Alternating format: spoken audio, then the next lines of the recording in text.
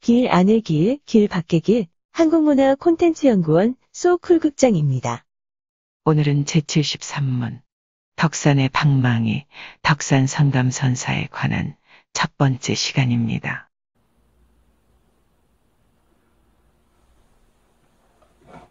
안녕하십니까. 이덕진입니다. 오늘은 제73문 덕산의 방망이, 덕산 선감선사 첫째 시간이 되겠습니다. 덕산 선감선사는 중국 사천성 금남 사람으로서 속성은 주시입니다. 그는 일찍 출가하여 20살에 구족계를 받았고 특히 율장에 아주 정통하였다고 합니다. 경전 중에서는 금강경에 통달하여 속성인 주자를 붙여 주금강이라고 불릴 만큼 금강경이 가난한 자타가 공연할 정도로 독보적인 스님이었다고 하는군요. 그는 성불하기 위해서는 경전을 공부하고 계행을 지키는 등 무량겁의 기간 동안 닦아야 한다는 굳은 소신을 가진 교학성녀였죠. 당시는 남쪽에 조사선이 아주 유행하던 시절이었습니다. 덕산은 남쪽 지역에 조사선이 유행한다는 소식을 듣고 몹시 못마땅하게 여기고 있었죠. 그는 교학성녀이기 때문에 오랜 시간 경전을 공부하고 계율을 지켜도 성불하기 어렵다는 생각을 하고 있었죠. 그런데 선에서는 경전을 부정하면서 불림문자, 교예별전, 직지인심, 견성성불 등을 주장하고 있기 때문이었습니다. 선의 견처에서 본다면 선은 궁극적 목적이 진실한 자추구에 있죠. 따라서 형식과 표현을 그렇게 중요시하지 않습니다. 그런 의미에서 경전의 내용 그리고 경전의 표현 방법인 문자와 교설은 선이 보기에 한갓 수단에 불과한 것이죠. 그러므로 성가에서는 경전이 말하고자 하는 이전의 것 혹은 경전이 말하고자 하는 내용 바로 그 자체를 귀하게 여기는 것이죠. 물론 불림 문자라고 하는 것은 경전의 문자를 부정하는 것이 아니고 문자의 근원인 문자 이전으로 돌아가는 것이고, 직지인심이라고 그럴 때 인심도 인간의 분별심이 아니라 본래 면목으로 쓰였던 절대적 주체를 이야기하는 거죠. 심이 그러하듯이 성 또한 상대적인 본성을 보는 것이 아니라 인간 본성으로서 진실한 자아를 보는 것이죠. 따라서 이 성은 다른 말로 하면 불성, 심성 혹은 성가의 전문적 표현으로는 본래 면목이라는 것이죠. 따라서 직지는 진실한 자기를 깨닫는 것으로 상대적으로 깨달아지는 것이 아닌 자각이므로 진실한 자기에 돌아가는 것 이상의 어떠한 주체도 선에서는 존재하지 않는 것입니다. 선은 마음을 통일하여 잡념을 일으키지 않는 것이죠. 그리하여 진정한 자기의 참모습에 돌아가는 것입니다. 그것을 깨달음이라고도 하고 본성을 본다고 하고 견성이라고도 하죠. 따라서 선은 구제자와 피구제자가 있을 수 없죠. 믿는 자와 믿는 대상도 없습니다. 구제자에 대한 신앙이나 구제자에 대한 기의를 강조하는 사상이 아니고 우리 자신을, 중생을 붓다와 동등한 입장에 세우는 것이죠. 따라서 선은 밖을 향해 깨달음을 구하는 것을 매우 경계하죠. 덕산 스님은 경전에 밝은 강사답게 바로 마음을 가리켜 단박에 성불한다고 주장하는 도노 견성을 주장하는 마구니들을 그 소굴에 뛰어들어 단번에 소탕해버리겠다는 큰 원력을 가지게 됩니다. 덕사는 자신이 직접 지은 금강경 주석서인 금강경 청룡 소처를 걸망에 짊어지고 눈에 불을 켜고서는 불원천리, 당시 남쪽의 선종을 대표하던 용담선사를 찾아 길을 떠납니다. 도중에 예양땅 어느 마을에서 덕사는 시장길을 느끼죠. 마침 때도 점심때라 덕사는 길가의 떡장수 노파를 보자 다가가서 떡을 사려고 했죠. 그런데 떡장수 노파는 떡을 팔 생각은 하지 않고 덕산의 등에 진 걸망을 바라보더니 물었습니다. 스님, 거추장스럽게 등에 짊어진 것이 무엇입니까?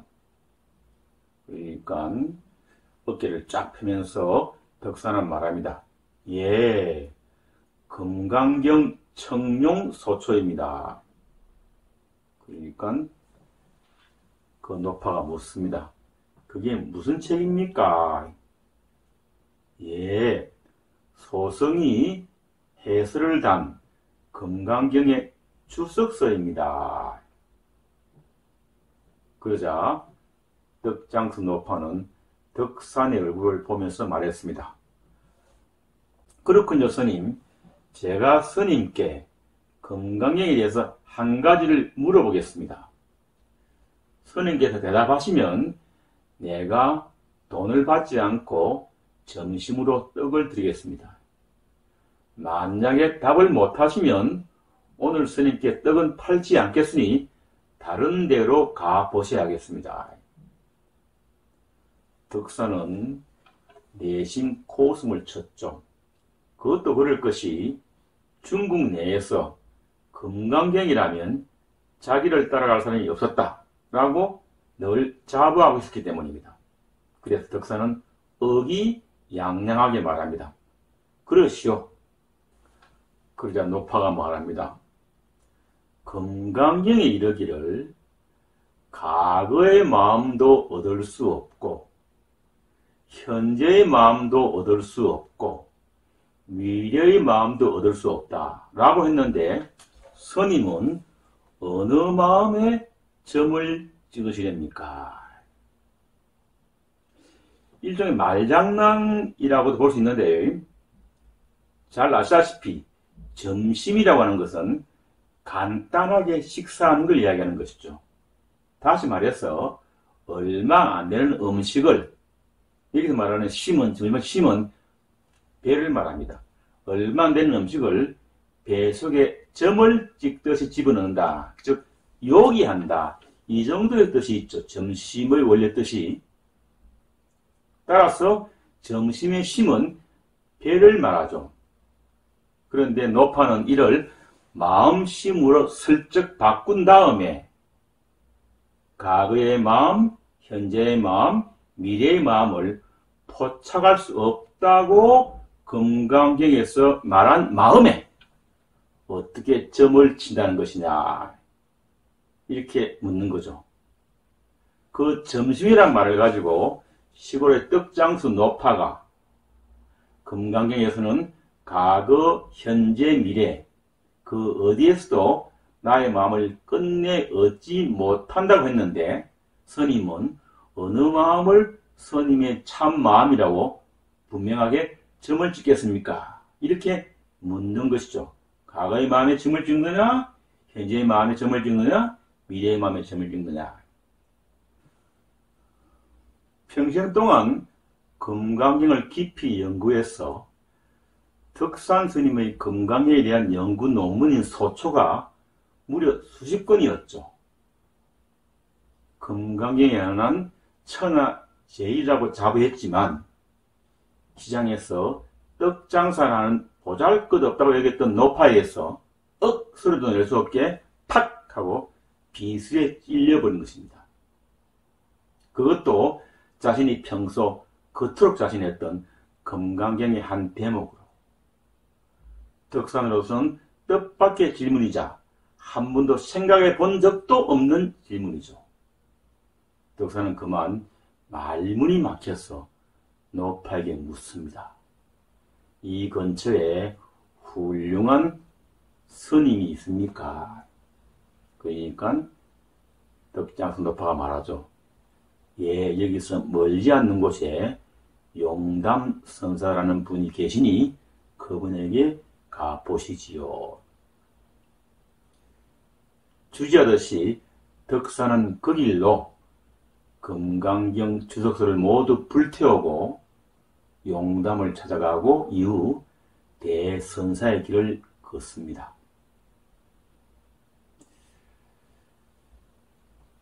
이번 시간은 요 정도로 하죠. 다음 시간에는 본격적으로 금강경을 중심으로 해서 금강경과 선과의 관계, 그리고 용담 스님과 덕산의 관계를 집중적으로 살펴보도록 하겠습니다. 고맙습니다. 다음 시간에 뵙겠습니다. 참고 문헌은 경덕전등록, 조당집, 벽암록, 고존수거록, 무문관, 그리고 불교전기 문화연구소가 편찬한 인물 중국선종사 상편, 오경웅 교수가 짓고 서동각 교수와 이남용 교수가 같이 옮긴 선학의 황금시대, 이부키 아츠시 교수가 짓고 최연식 교수가 옮긴 중국선의 역사, 일제 스님이 지은 백문백답 선불교 강좌편, 그리고 이원섭 선생이 지은 깨치미미학입니다. 소쿨극장입니다. 다음 일요일 10시에 뵙겠습니다. 안녕히 계셔요. 고맙습니다.